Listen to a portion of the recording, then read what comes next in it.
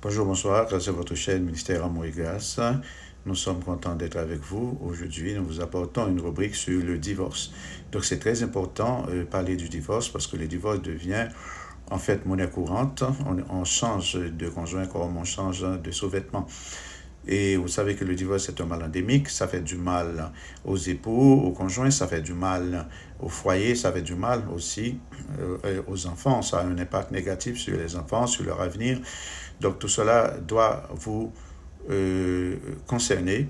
Et quand vous avez décidé, ou bien quand vous allez décider de divorcer, pensez aux enfants, pensez à leur avenir, pensez à ce que cela va avoir comme impact sur les enfants. Alors nous allons voir les 10 causes, les 10 principales causes du divorce. Et l'une des principales causes, selon moi, c'est le respect. Et la place du respect dans le foyer. Donc le respect est de mise, le respect est primordial, le respect est mutuel. Alors il faut montrer du respect les uns pour les autres dans le foyer. Comment se manifeste l'irrespect ou bien le manque de respect?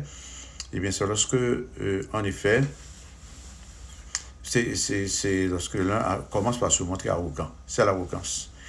L'arrogance de l'un et des conjoints. Donc, il y a une manière, en effet, de s'exprimer. Il y a une façon de s'adresser l'un à l'autre, juste pour demeurer dans le respect. Même si, en effet, il y a une situation, en effet, qui chauffe, même dans cette situation-là, il faut en fait se maîtriser, maîtriser son langage et n'essayer jamais de dire des choses qui ne sont pas nécessaires. Donc, c'est l'arrogance. La deuxième chose, c'est l'intempérance. C'est-à-dire, quand la discussion commence, personne ne veut se soumettre. Personne ne veut arrêter.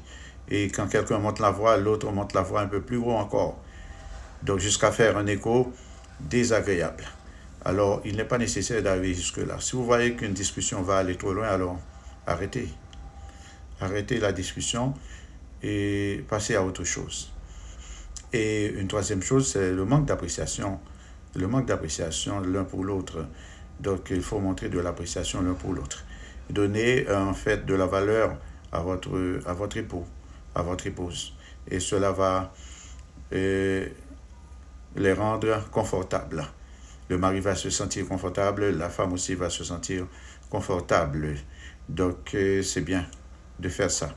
Et la dernière chose pour aujourd'hui, et concernant le respect, c'est l'incapacité de s'excuser. Donc, et lorsqu'il n'y a pas de respect, les gens ne s'excusent pas. Au lieu de s'excuser, ils essayent d'aggraver les choses. Non, il ne faut pas faire ça.